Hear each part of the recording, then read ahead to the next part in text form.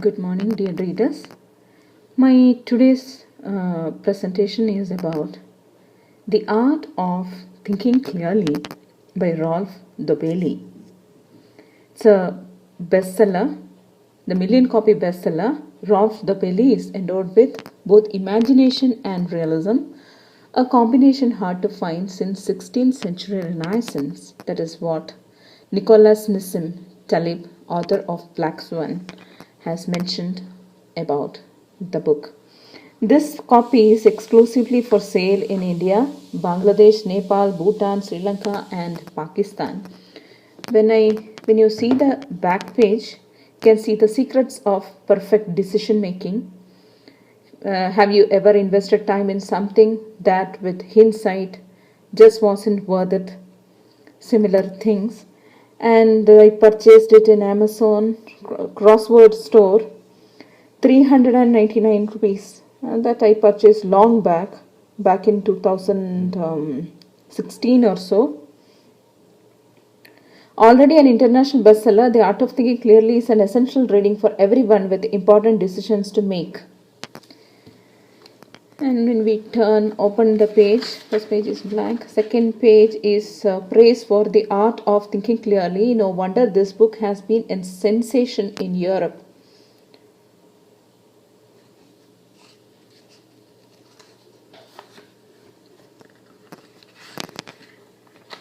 An Art of Thinking Clearly, translated by Nikki Griffin. Publication details: first published in Great Britain in 2013 by Scripture.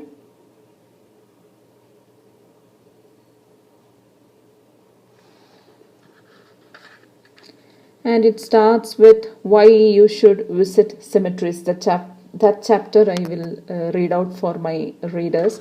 Altogether, there are 99 chapters. This is the introduction where he tells something interesting.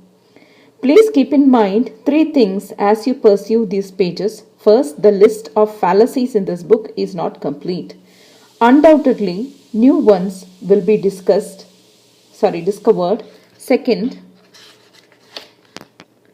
the majority of these errors are related to one another.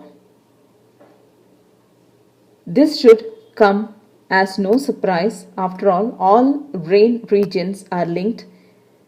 Neural projections travel from region to region in the brain.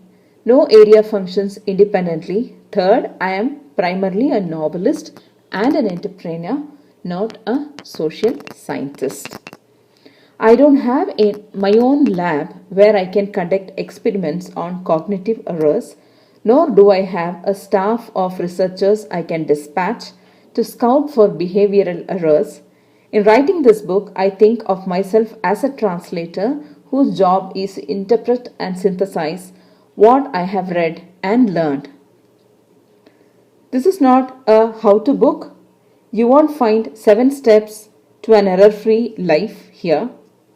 It's all about cognitive errors. Now I will pass on to the first one. In the chapters are listed in such a way that it's only 2.5 pages, and at the end of the page you can also see the self-serving bias. The rest of the things, the details are on page number 45, then beginner's luck, chapter number 49, and so on. This is how each chapter is designed. At the end of it, there are many chapter numbers given where the details of that particular terminology is explained. Now I will read a few lines from the first chapter, why you should visit cemeteries. At the end of page number 5, behind every popular author, you can find 100 other writers whose books will never sell. Behind them are another 100 who haven't found publishers. Behind them are yet another 100 whose unfinished manuscripts gather dust in drawers.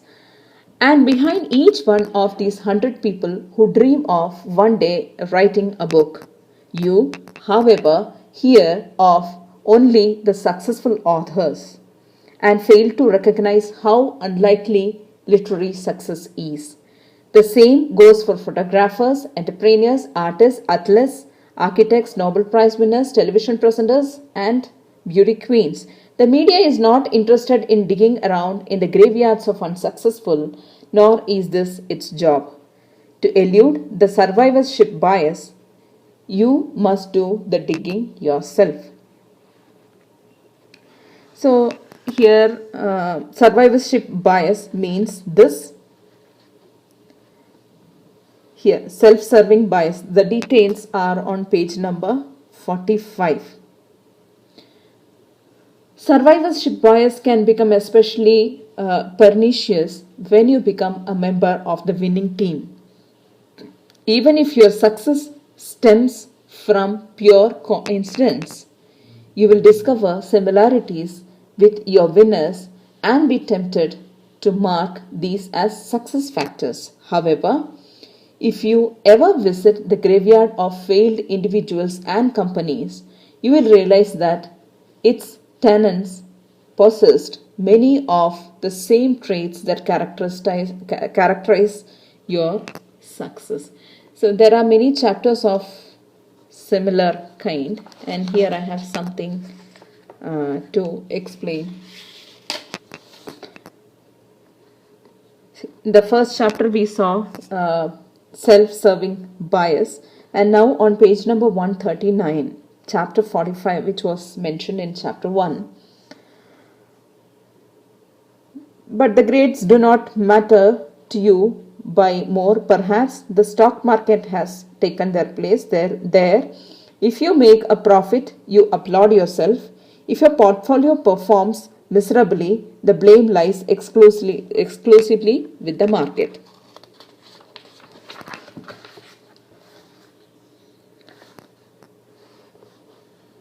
So how can we dodge the self-serving bias?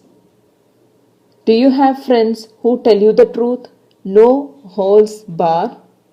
If so, consider yourself lucky. If not, do you have at least one enemy? Good.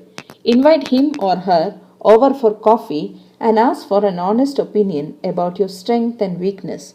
You will be forever grateful you did.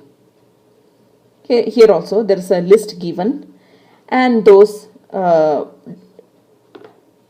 descriptions are on the respective chapters in the brackets. Now I pass on to the epilogue, where he says, and this is something interesting. The Pope asked Michelangelo, "Tell me the secret of your genius. How have you created the statue of David, the masterpiece of all masterpieces?" Michelangelo's answer, "It's simple. I removed everything that is not David." Let's be honest. We don't know for sure what makes us successful. We can't pinpoint exactly what makes us happy, but we know with certainty that what destroys success or happiness. This realization, as simple as it is fundamental. Negative knowledge is much more potent than positive knowledge. You can read the rest of it by pausing the video. As novelist and company founder, I have fallen into a variety of traps. Fortunately, I was always able to free myself from them. Nowadays, when I hold presentations in front of doctors, CEOs, board members, investors, politicians, or government officials, I sense a kinship. I feel that we are sitting in the same boat. After all, we are all trying to row through life without getting swallowed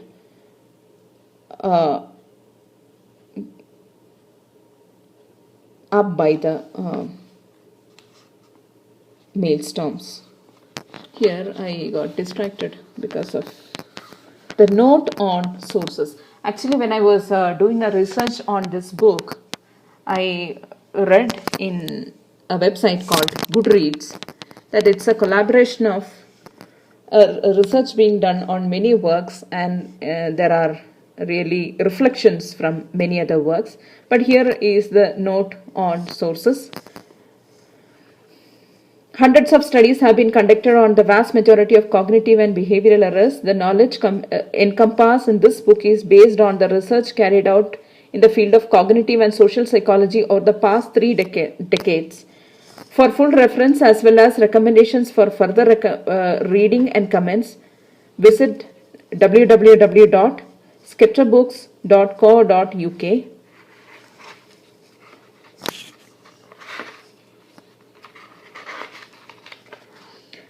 And author biography: Rolf Dobelli, born on 1966, is a Swiss writer, novelist and entrepreneur. He has an MBA and PhD in economics, and he has a website. Readers can visit his website, and he also has a Facebook account. And he acknowledges a few people. Thanks to Nissim Nicholas Taleb for inspiring me to write this book. And thanks for the scientists of Zurich.Minds community for countless debates about the state of research. Special thanks to Jared. Okay, there are many acknowledgements here. This is the epilogue in the book that we have come across earlier. Altogether, it's a good one. I recommend this to my readers. This is a good buy. It's not a waste of time or energy, and you can read this. I really say that it will give you a good clarity over your thought. However, you should decide what is suitable for you and what is not. Thank you very much for viewing my video. Have a good day.